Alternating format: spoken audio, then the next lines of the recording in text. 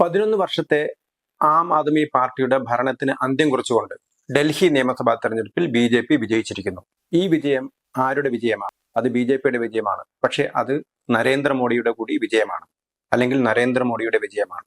കഴിഞ്ഞ ലോക്സഭാ തെരഞ്ഞെടുപ്പിൽ ബി.ജെ.പിക്ക് പ്രതീക്ഷിച്ച സീറ്റുകൾ കിട്ടിയില്ല. ബി.ജെ.പി. സഖ്യത്തിന് അധികാരത്തിൽ വരാൻ കഴിഞ്ഞെങ്കിലും ബി.ജെ.പിക്ക് ഒറ്റയ്ക്ക് ഭൂരിപക്ഷം കിട്ടിയിരുന്നില്ല.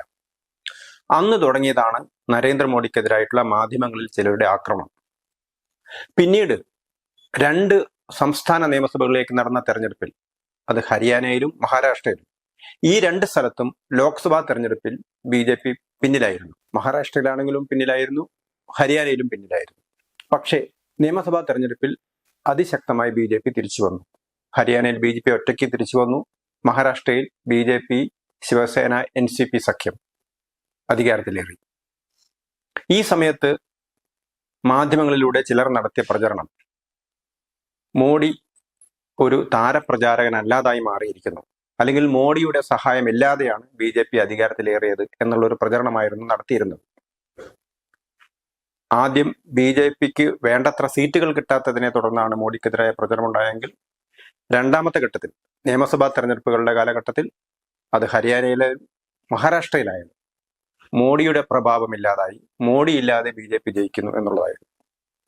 ബി.ജെ.പിയെ സംബന്ധിച്ചിടത്തോളം ഒരു നേതാവില്ലാതെയും ജയിക്കുക എന്ന് പറയുന്നത് ആ പാർട്ടിയുടെ സ്വാധീനത്തിന്റെ തെളിവാണ്. പക്ഷേ ഡൽഹി നിയമസഭാ തെരഞ്ഞെടുപ്പ് പൂർണ്ണമായും തെളിയിച്ചിരിക്കുന്നത് ഇത് നരേന്ദ്രമോദി എന്ന് പറയുന്ന ഒരു നേതാവിന്റെ കൂടി വിജയമാണ്. അല്ലെങ്കിൽ തെരഞ്ഞെടുപ്പുകളെ ജയിക്കാൻ കഴിയുന്ന, തെരഞ്ഞെടുപ്പുകളെ സ്വാധീനിക്കാൻ കഴിയുന്ന, ജനമനസ്സുകളെ സ്വാധീനിക്കാൻ കഴിയുന്ന നരേന്ദ്രമോദിയെ പോലെയുള്ള ഒരു നേതാവ് ഇന്ന് ഇന്ത്യ രാജ്യത്തില്ല എന്ന് മോദിയെ വിമർശിച്ചിരുന്ന മാധ്യമങ്ങൾ പോലും ഇപ്പോൾ വിലയിരുത്തുകയാണ്. മോഡി ബി.ജെ.പി. പ്രവർത്തകരായിട്ട് പറഞ്ഞത് നിങ്ങളെ സംബന്ധിച്ചിടത്തോളം ആഹ്ലാദകരമായ നിമിഷമാണ്. കാരണം കഴിഞ്ഞ 3 ലോക്സഭാ തെരഞ്ഞെടുപ്പുകളിൽ, 2014 ലോക്സഭാ തെരഞ്ഞെടുപ്പിലും 2019 ലോക്സഭാ തെരഞ്ഞെടുപ്പിലും 2024 ലോക്സഭാ തെരഞ്ഞെടുപ്പിലും ഡൽഹിയിൽ വിജയിച്ചത് ബി.ജെ.പി. ആയിരുന്നു. പക്ഷേ കഴിഞ്ഞ 11 വർഷമായി ആം ആദ്മി പാർട്ടി ഡൽഹിയിൽ ഭരിക്കുന്നു. 27 വർഷമായി ബി.ജെ.പി. ഡൽഹിയിൽ നിന്ന് അധികാരത്തിൽ നിന്ന് പുറത്തായിട്ട്. അപ്പോൾ കേന്ദ്രത്തിൽ ബി.ജെ.പി. ഭരിക്കുന്നു, ഡൽഹിയിൽ ബി.ജെ.പി. ലോക്സഭയിലേക്ക് ജയിക്കുന്നു. എന്നിട്ടും ബി.ജെ.പിക്ക് ഡൽഹിയിൽ അധികാരത്തിൽ കയറാൻ കഴിഞ്ഞിരുന്നില്ല. ആ ഒരു തടസ്സമാണ് നീങ്ങിയത്.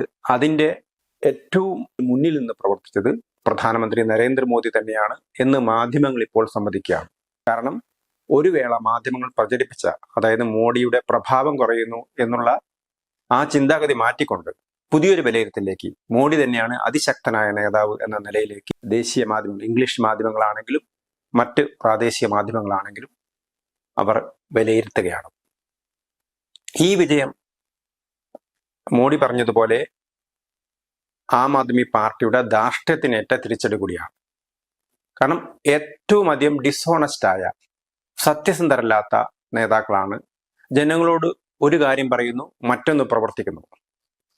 ആം ആദ്മി പാർട്ടിയുടെ പരാജയത്തെ തുടർന്ന്, അല്ലെങ്കിൽ ആം ആദ്മി പാർട്ടി അധികാരത്തിന് പുറത്താവുകയും ബി.ജെ.പി. അധികാരത്തിലെത്തുകയും ചെയ്തതിനെ തുടർന്ന് തെരഞ്ഞെടുപ്പ് ഫലം വന്ന ഉടനെ അണ്ണാ ഹസാരെ, അഴിമതി വിരുദ്ധ പോരാട്ടത്തിന് നായകനായിരുന്ന അണ്ണാ ഹസാരെ, അദ്ദേഹം പറഞ്ഞു, അദ്ദേഹം അരവിന്ദ് കെജ്രിവാളിനെ രാഷ്ട്രീയ പാർട്ടി ഉണ്ടാക്കുന്നതിൽ വിലക്കിയിരുന്നതാണ്, അധികാരത്തിലേക്ക് മത്സരിക്കുന്നതിൽ വിലക്കിയിരുന്നതാണ്. പക്ഷേ എല്ലാ വിലക്കുകളെയും അതിലംഘിച്ചുകൊണ്ട് കേജ്രിവാൾ അധികാരത്തിലെത്തുകയായിരുന്നു. പക്ഷെ കേജ്രിവാൾ ചെയ്തത് മദ്യ കുംഭകോണം നടത്തി കോടികൾ തട്ടുകയായിരുന്നു. അങ്ങനെ അഴിമതിക്കെതിരെ പോരാടിയ പാർട്ടി അഴിമതിക്കാരുടെ പാർട്ടിയായി മാറി. അതിനുള്ള തിരിച്ചടിയാണ് കേജ്രിവാൾ സർക്കാരിന് കിട്ടിയത്, അല്ലെങ്കിൽ ആം ആദ്മി പാർട്ടിക്ക് കിട്ടിയത് എന്നാണ് അണ്ണാ ഹസാരെ പറയുന്നത്. മോഡി പറഞ്ഞത് ഡൽഹിയെ ഏറ്റവും വലിയ നഗരമാക്കി, ആധുനിക നഗരമാക്കി മാറ്റുമെന്നുള്ളതാണ്.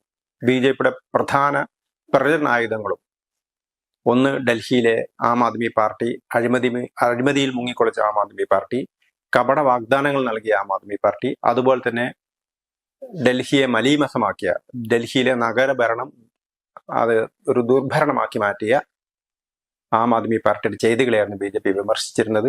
ബി.ജെ.പി. അധികാരത്തിൽ വന്നാൽ യമുനയെ ശുദ്ധീകരിക്കും, 2 വർഷത്തിനുള്ളിൽ യമുനയെ ശുദ്ധീകരിച്ച് ഡൽഹിയെ വൃത്തിയുള്ള നഗരമാക്കി മാറ്റും എന്നാണ് ബി.ജെ.പി. പറഞ്ഞത്. അത് വരുമെന്ന് പ്രതീക്ഷിക്കാം. പക്ഷേ മാധ്യമങ്ങൾക്ക് പലതും തിരുത്തേണ്ടി വന്നു. കാരണം പല ഘട്ടങ്ങളിലും മാധ്യമങ്ങൾ, മലയാളത്തിലെ മാധ്യമങ്ങൾ ആം ആദ്മി പാർട്ടി തിരിച്ചു വരുമോ എന്നവർ പ്രതീക്ഷിച്ചിരുന്നു. അവർക്ക് തെറ്റുപറ്റി. ഒരു ഘട്ടത്തിൽ അവർ മോദിയെ തള്ളിപ്പറഞ്ഞിരുന്നു. ഇന്നവർക്ക് മോദിയെ അംഗീകരിക്കേണ്ടി വന്നിരിക്കുകയാണ്.